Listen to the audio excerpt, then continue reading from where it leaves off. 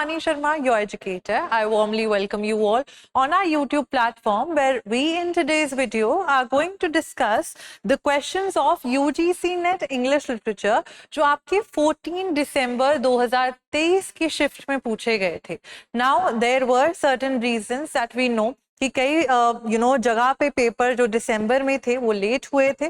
This paper is one of them and we are going to solve questions related majorly to your literary criticism, theory and cultural studies. ठीक है, तो I will be bringing this particular thing in several parts जो आप लोग के examination perspective से important हो, because through the analysis of the paper I have seen that collectively approximately 25 से 26 क्वेश्चंस जो थे आपके literary criticism, theory and cultural studies में से मिला के आए हुए थे. तो we need to make sure that हम इन चीजों के ऊपर we are paying much and more emphasis to the same things and we are practicing the questions as well. So without wasting any further time, let's just look at the first question that we have. Which among the following is not written by F.R. Lewis? Okay, before moving to answering the question, I would want to tell you all that you first of all आप सब लोग question पढ़ेंगे, अपनी notebooks अपने साथ लेके बैठेंगे क्योंकि ये यूनिट्स बहुत ज्यादा इंपॉर्टेंट हैं. कमिंग बैक टू क्वेश्चन देखेंगे, वीडियो को पॉज कर सकते हैं, then you can play to move forward and see what is the answer. सारे आंसर्स को I try to explain it to you, difficult terms हो कुछ भी हो, सो मेक श्योर कि आप उस एक्सप्लेनेशन को भी अच्छे से सुने. All right, so which amongst them is not written by F.R. Lewis? Which amongst them is not written by F.R. Lewis? The right answer to this question is option B here, because it is written by Marshall Sahlins.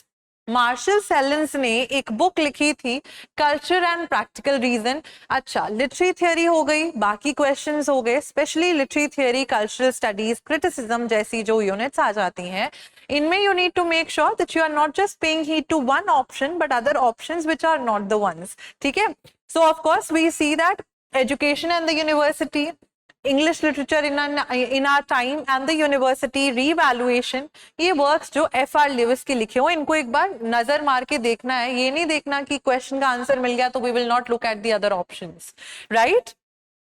So next question, which among the following texts is not based on the theme of disability? I have seen 14 दिसंबर के paper में with regards to transgender issues, with regards to disability, with regards to tribal studies questions आए हैं, तो हम उनको आने वाले fiction, non-fictions में भी address करेंगे. Coming back to this particular question, theme of disability इनमें से कौन से work में नहीं है?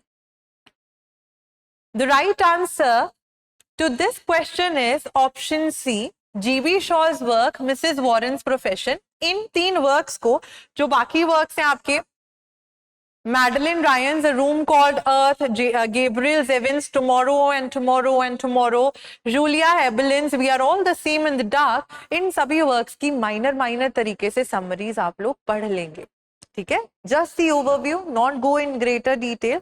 Coming back to GB Shaw का क्यों वर्क जो है वो डिसेबिलिटी की थीम के साथ रिलेटेड नहीं है, because of the fact बच्चे that in this particular work we see that the main profession that is being dealt with in here is of a prostitution, because Mrs. Warren here is the main protagonist and वो जो है she is indulged and she is a brothel owner, जो उनकी बेटी विवी को पता चलता है and she asks her mother not to continue that job. Right? What happens? Because GB Shaw एक ऐसे राइटर हैं जो अपनी राइटिंग्स में प्रॉब्लम, सोसाइटल प्रॉब्लम्स को डिस्कस करते थे and he used to bring out things to surface.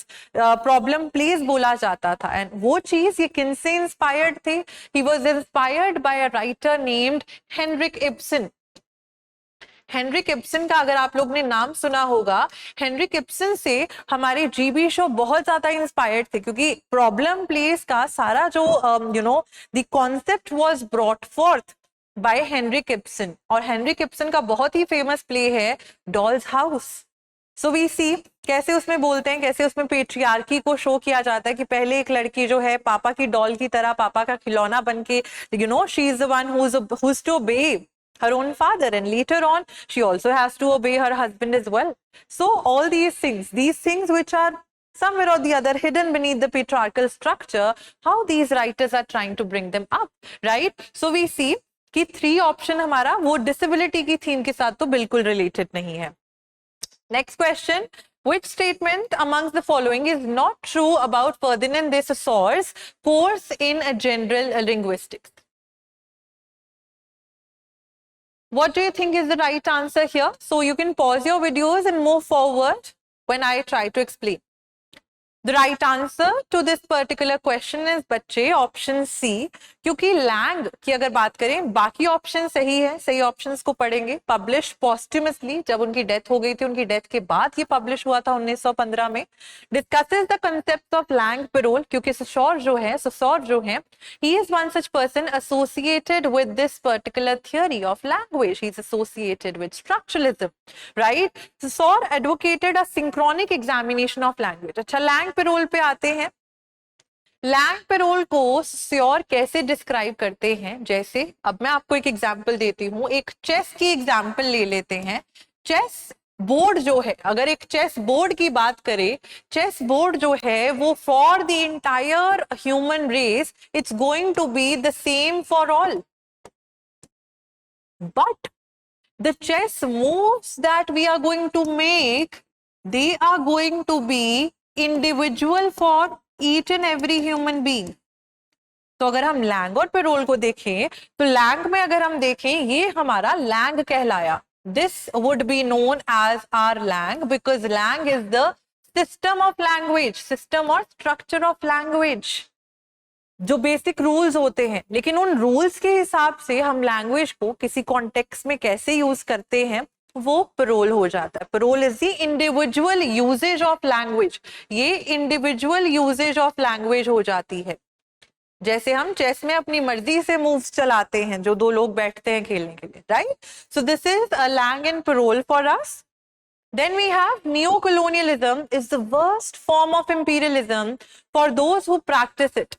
It means power without responsibility, and for those who suffer from it, it means exploitation without redress.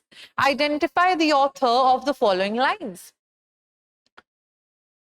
So the right answer to this question is option C, Kwame Nkrumah, right? He was one such person who has told these particular things. Now neo-colonialism की अगर हम बात करें, इसमें वो लोग जो direct influence नहीं रखते हैं, ही इज सेइंग कि कौन पावर किसके पास आती है, वो लोग जो रिस्पॉन्सिबिलिटी के साथ पावर नहीं लेना चाहते, जिनका इन्फ्लुएंस है अभी भी लोगों पे. जैसे colonisers have left, but we still have the way we wear clothes, the way we dress, the way we talk, and कुछ इन्फ्लुएंस तो हमारे अंदर अभी भी रह गया है ना. So we see that thing happening up in here, right? And वो लोग जिनका कोई जो इन्फ्लुएंस हो रहे हैं, वो बेचारे इस तरीके से इन्फ्लुएंस हो रहे हैं that they are being exploited to such an extent. तो न्यू कॉलोनियलिज्म जो है worst form of imperialism बताया गया है by Kwame Nkrumah, right? So option C is the right answer. Who among the following wrote the particular work, The Art of Rhetoric? The right answer to this question is option B, Sir Thomas Wilson. In the 16th century wrote this particular work, The Art of Rhetoric. Rhetoric क्या होता है? किस तरीके से आप language को in your speaking and writing use करते हो, तो कैसे लैंग्वेज यूज की जाए इस पर्टिकुलर कॉन्टेक्स्ट में, उसके बारे में टॉमस विल्सन ने अपनी बुक आर्ट ऑफ रिटोरिक में एक्सप्लेन करा है, which was written in the 16th century, right? So option B is the right answer. Then we have, what does bricolage mean in the Derridian usage? Derrida ने एक term ब्रिकोलाज को किस तरीके से, अगर हम डेरिडियन कंस्ट्रक्ट में देखें, एस्पेक्ट में देखें, तो हम डेरिडियन यूजेज में हम क्या समझेंगे ब्रिकोलाज को? So it's a term which is related to your cultural studies as well as the literary theory part. The right answer to this question is option A. Borrowing concepts from different sources, reshaping them to suits one's need.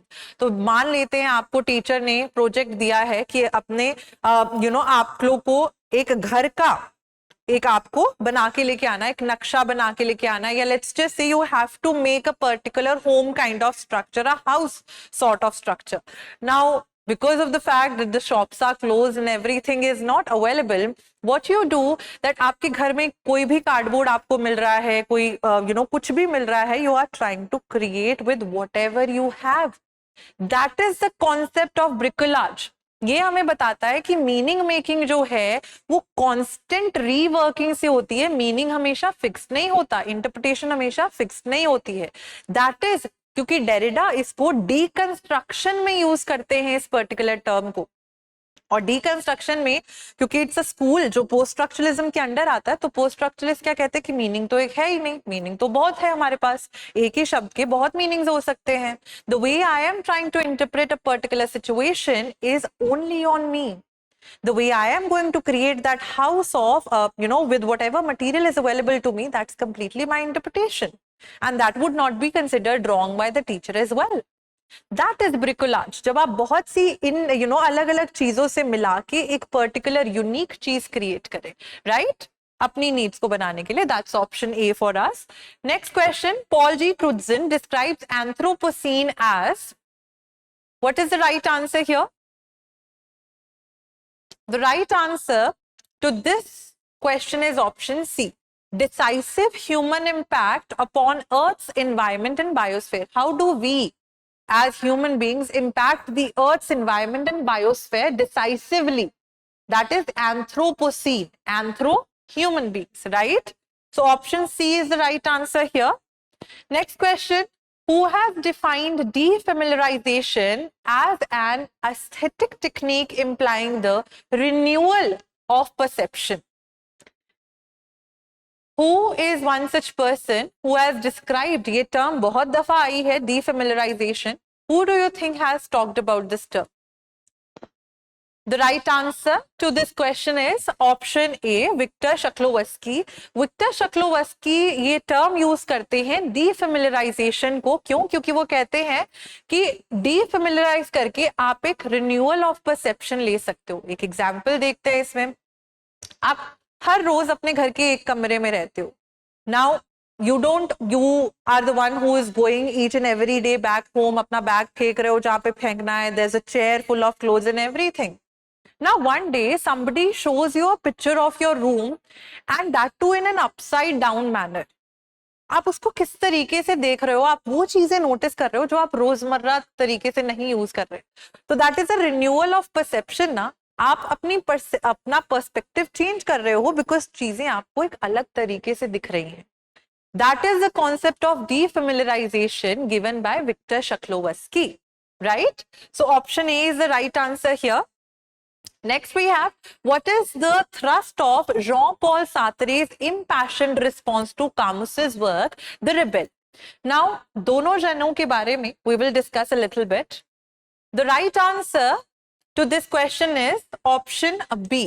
जो सात्रे थे, he was one such person who used to think कि किसी society में किसी चीज के बारे में बात करना, अपने हक के लिए लड़ना, रेवोल्यूशन में पार्टिसिपेट करना बहुत इंपॉर्टेंट होता है. और कामू कैसे थे? कामू कहते थे कि it's okay, I can talk about it but I will not actively indulge और पार्टिसिपेट इन दोज थिंग्स.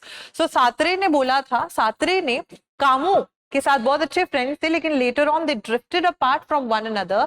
तो वो कामू के बारे में बोलते हैं that he renounced historical responsibility and commitment that we as writers and theorists have. हमको अगर कोई चीज बुरी लग रही है सोसाइटी के बारे में, उसके बारे में बोलना, उसके लिए खड़े होना हमारी रिस्पॉन्सिबिलिटी है, ये सात्रे कहते हैं. बट कामू ये नहीं करते, कामू ये नहीं मानते. तो सात्रे उनको क्या कहते हैं, एक रिस्पॉन्स देते हैं कि उन्होंने रिनाउंस कर दिया है क्या, सारी historical responsibility and commitment. Then we have A Vindication of Rights of Women was written by Mary Wollstonecraft, a very early feminist, right? Then we have who wrote Vindication of Rights of Women, तो Mary वोल्स्टनक्राफ्ट ने लिखा. Rights of Man Vindication वाला किसने लिखा था? The right answer to this question is option B. Thomas pen ने ये work 1790 में लिखा था बच्चे.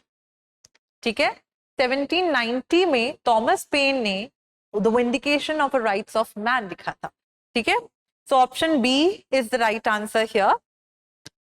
Who said about Northrop Frye, an archetypal critic है ये, that he did not lock literature into an ivory tower, instead He emphasized its centrality to the development of a civilized humane society.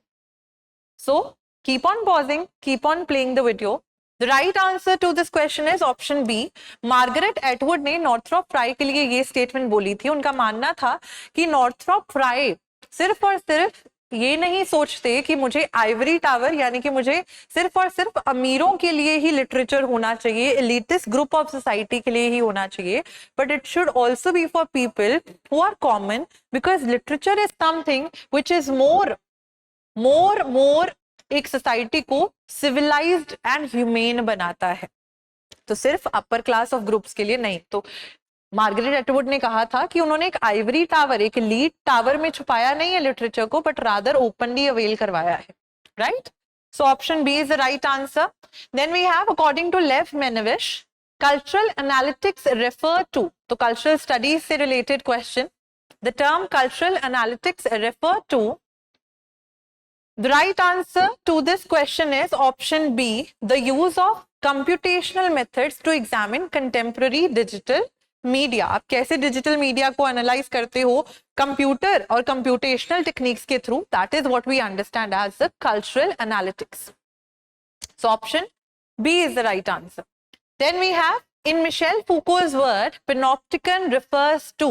Panopticon, हमने इस concept को in the videos जो literary theory में Foucault से related बनी हुई हैं, related to your theory of post structuralism, we have discussed this particular term. The answer to this question is A, the metaphor for the modern disciplinary society. तो Foucault कहते हैं कि एक पैनोप्टिकन जो है वो क्या कर सकता है. पैनोप्टिकन इज अ स्ट्रक्चर जहां पे एक बड़ा सा टावर एक क्रिएट किया जा सकता है, जिसमें क्या हो सकता है, जिसमें एक इंसान रहेगा या नहीं रहेगा, बट देयर आर पीपल जो अलग अलग जेलों में होंगे, उस पर्टिकुलर टावर के आसपास लोग रह रहे होंगे, लेकिन टावर वाले लोगों जो जेल में बंद लोग हैं उनको नहीं पता कि टावर में कोई है या नहीं. तो just to make sure that वो अपना जो सेंटेंस है उसको कम करवा लेंगे अपने अच्छे बिहेवियर के कारण, तो वो डिसिप्लिन में जो सेल्स वाले लोग हैं ना, जो प्रिजनर्स है, वो अच्छे से बिहेव करेंगे. That is the idea of panopticon जो हमारे फूको ने दिया था. Now one thing that I ask you as a question कि ये panopticon नाम का जो टर्म था ये किस पर्टिकुलर वर्क में उन्होंने कॉइन करा था, जिसको पता है कमेंट करके बताएंगे. ठीक है? So option A is the right answer. The goal of Shizuo analysis. So it is a theory which is related to postmod as well as the theory of हमारी psychoanalytic theory के साथ related है ये, क्योंकि schizophrenia is a medical एक area है discuss करने का about things, right? So as in like schizophrenia एक medical एलिमेंट के तरीके से psychoanalytic के साथ इसीलिए related है. ठीक है? So what do you think is the right answer? The right answer to this question is to scrutinize the specific nature of libidinal investments in the economic and political sphere. Shizuo analysis में ये जो term schizophrenia थी, ये तो usually psychoanalytic में use होती है, लेकिन अगर हम बात करें जाइल्स डेल्यूज और Felix गिटारी, these are the two people who have tried to talk about Shizuo analysis in their works and they have thought कि हम किसी भी सोसाइटी में अगर हमें कैपिटलिस्टिक मोड में चीजें जो हैं वो बेचनी है, तो उस सोसाइटी के लोगों की क्या प्लेजर्स है, उनको क्या, उनकी लिबिडिनल फोर्सेस क्या है, उनको क्या पसंद है. किसी ने स्नीकर्स बेचने हैं, कंपनी ने सोचा हम स्नीकर्स बेचेंगे, तो स्नीकर्स बेचने से पहले लोगों का सोचने का तरीका क्या है. Why do they buy red colour ज्यादा, why do they buy blue colour ज्यादा. तो कंपनी सोच पाएगी कि लोगों को रेड और ब्लू कलर ज्यादा पसंद है, तो they will get the sneakers made in that particular color ज्यादा. That is what Shizuo analysis is all about. ठीक है? Political sphere में और economic sphere में. So option D. Who has defined a poet in the following words? The poet described in ideal perfection brings the whole soul of man into activity, with the subordination of its faculties to each other according to their relative worth and dignity. Who has given this particular quote? Who has given this particular statement? The right answer to this question is option C. Samuel Taylor Coleridge ने अपने work Biographia Literaria में Biographia, Literaria में ये words जो हैं ये अटर करे हैं, ये स्टेटमेंट पास करी है. Right, next question. Who wrote the book Subculture, The Meaning of Style? 1979 में ये बुक आई थी. बहुत दफा ये क्वेश्चन रिपीट हुआ है, टर्म के रिलेटेड, बुक के related. So the right answer, ये कल्चरल स्टडीज के साथ रिलेटेड है. Dick Hebdige is the right answer. सब कल्चर एग्जाम्पल्स बताती हूँ आपको. आप लोग ने कई फॉरेनर्स को, यूएस वाले हो गया कई, उनको देखा होगा that there are certain girls who dress up in a certain way. Subculture होता है वो ग्रुप ऑफ पीपल जो कि मेन स्ट्रीम कल्चर से अलग तरीके से ड्रेसअप करते हैं, अलग उनके नॉर्म्स हैं, अलग रहने का तरीका है, पहनने का तरीका है, अलग तरीके का म्यूजिक सुनने का तरीका है. सो सब कल्चर में हम पंक म्यूजिक की बात कर सकते हैं. We can talk about people who like dressing gothic. ठीक है, तो एडगर एलन पो ने जैसे गॉथिक टेल्स में वुमेन की डिस्क्रिप्शन करी होगी या कुछ, या गॉथिक वुमेन की डिस्क्रिप्शन जैसे नॉवेल्स या लिटरेरी वर्क्स में थी. And the women they dress up all black, they use black lipstick, they use the black liner and the eye shadow and everything. Black and white hair होते हैं. That is सब culture. Rock music सुनना, पंक music सुनना, DIYs की art, ठीक है, ये सारी चीजें सब कल्चर जो मेन स्ट्रीम कल्चर से हटके होता है वो सब कल्चर होता है in cultural studies. The famous text the empire writes back came out in the year. The right answer to this question is option A, 1989. Now ये पढ़ेंगे पॉज करके अच्छे से. Right, and then you will move forward and pause here and try to answer the question here. Ngugi wa Thiong'o. Right answer to this question is option D. That is A, C and E. पहले E को पढ़ लेते हैं. A, C and E. जो Ngugi wa Thiong'o है, he has written a work decolonizing the mind. The complete title is, yes of course, The Politics of Language in African Literature. And Ngugi wa Thiong'o जो है, he is one such person who has tried to talk about it. ये previous year question आया था कि इन्होंने English language को छोड़ के गिकुयू में लिखना शुरू कर दिया था बच्चे. ठीक है, क्योंकि ये कह रहे थे कि मैं इंग्लिश लैंग्वेज क्यों यूज करूं, वो तो कोलोनाइजर की लैंग्वेज है. Why can't I express my own self in my own native language? So first statement is true. Discusses that the choice of language and the use to which language is put is central to people's definition of their own selves. तो अगर आप खुद अभी भी English use करते जाओगे तो it means you are using the language of the colonizer, right? So ये हो गया. Ngugi observed that in a school in a colonial setup, the language of his education was no longer the language of his culture. क्योंकि लोग English बोल रहे थे. People were not speaking Gikuyu, right? Next question. The last question for today that we have, which of the following statements are true with regards to post-colonial theory and literature? So we have these many statements and the options provided are A, C, E, B, C, D, A, D, E and C, D and E. The right answer to this question is option A. Option A, यानी कि A, C और E हमारा right answer है. The empire writes back is a non fictional text on post colonialism. Yes of course it is. ठीक है, ये work किसने लिखा, कमेंट करके आप बताएंगे, क्योंकि ये दो क्वेश्चंस एक ही वर्क में से आए हैं 14 दिसंबर की शिफ्ट में. So you will tell me the name of the people who have collaborated in writing this particular work. Right, we know that it came in the year 1989 क्योंकि वो तो क्वेश्चन ही आया था. Why is statement two wrong?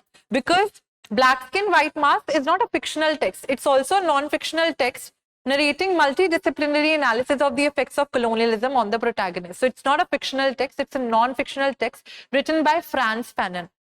Critique of post-colonial reason. Yes, of course. Spivak ने लिखा हुआ है ये work. Edward Said. No, this is not about him. The last statement is correct because post-colonialism addresses those questions that emerge in the wake of the departure of their colonial masters. तो जब colonial masters चले जाते हैं, colonizers चले जाते हैं, what are the questions that people have in their mind? What do and how do they think about their own identity? उनको identity crisis होते हैं कि अंग्रेज अब चले गए हैं, मैं एक अंग्रेज हूं या मैं एक इंडियन हूं. How am I supposed to deal with the identity that I have? How am I supposed to deal with the influence that the colonizer has left within me? These are certain questions that the post-colonial theorists ask or posit in their important works, right? So with this, I hope this particular video was very much informative for you all. I'll come with other questions related to literary theory and also certain parts related to your fictional and non-fictional parts, as well as the miscellaneous questions which were asked जो 14 दिसंबर 2023 की shift थी. I'll see you guys in some other video. Till then, keep on studying. Thank you so much and have a good day. Bye-bye.